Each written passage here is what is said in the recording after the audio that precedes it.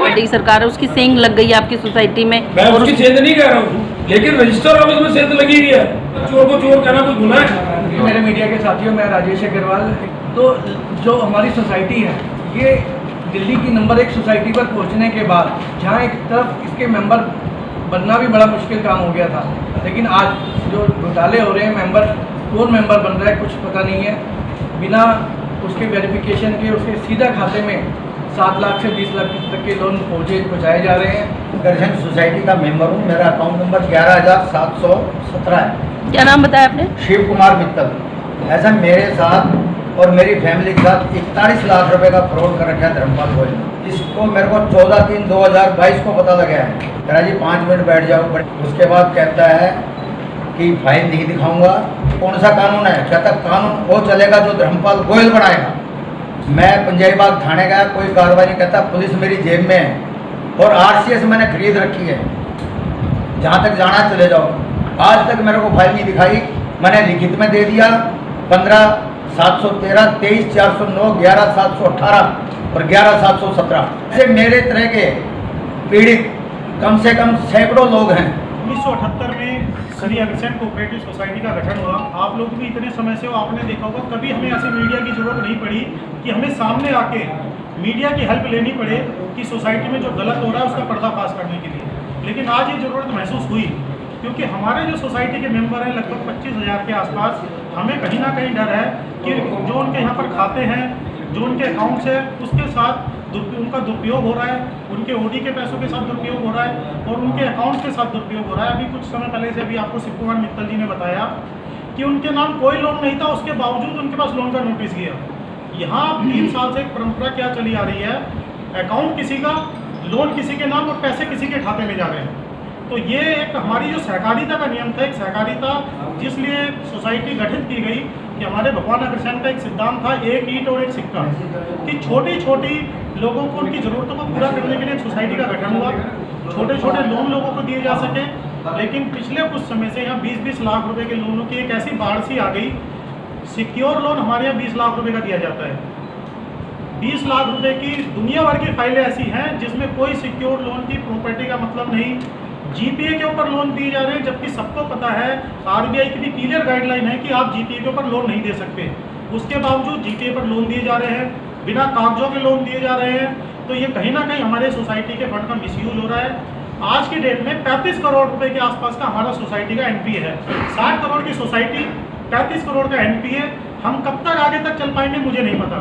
उस पेड़ को ही काटने की कोशिश की जा रही है, जिसमें धर्मपाल जी जो इस समय वर्तमान प्रधान है, उनके द्वारा की गई अनियमितताएं इतनी ज़्यादा हैं।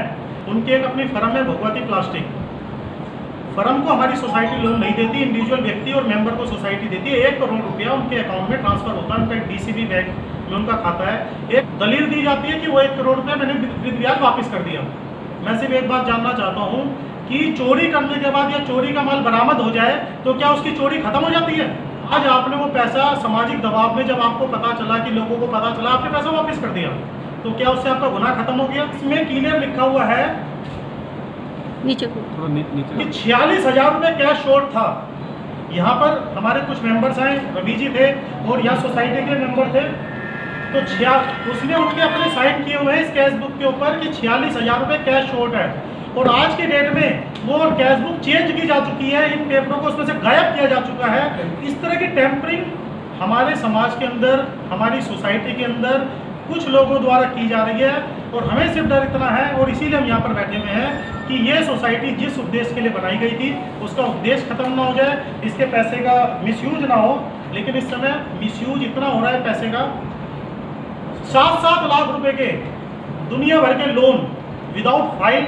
एक सीधा सा सिस्टम होता है, आज आप भी बैंक में लोन लेने जाएंगे कि एक फाइल की कार्रवाई होती है, पेपर्स की कार्रवाई होती है। उन पेपर्स के ब्याज पर आपका क्राइटेरिया तय किया जाता है, उस क्राइटेरिया के हिसाब से लोन दिए जाते हैं।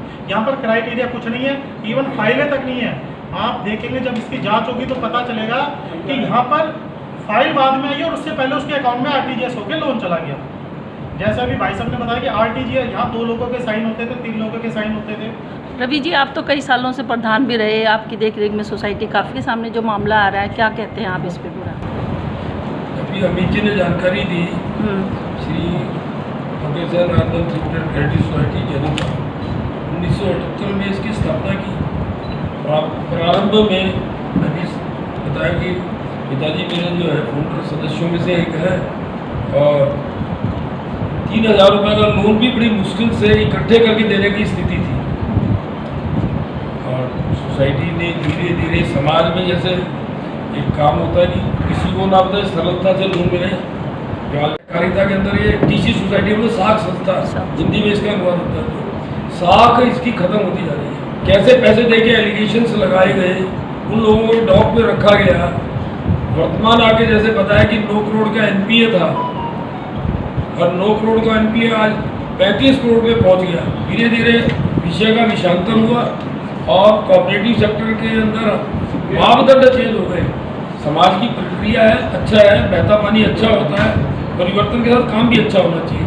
लेकिन ऐसा हुआ कि सोसाइटी धरातल की ओर जा रही है, कोई भी अकाउंट की प्रक्रिया को ध्यान में नहीं रखा।